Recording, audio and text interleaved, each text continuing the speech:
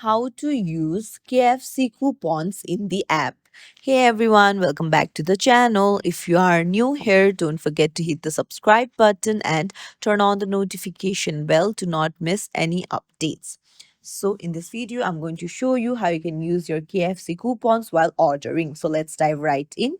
Open up your KFC app and then tap on the KFC a snack or meal that you want to order, and then you can tap on add to cart, and then tap on view cart at the bottom.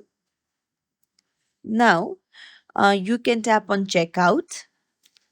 There you'll find apply coupons option. Tap on it and then enter your coupon code or scan it and tap on apply coupon. So to scan, you'll need to give access to camera, and then you can scan through your phone's camera.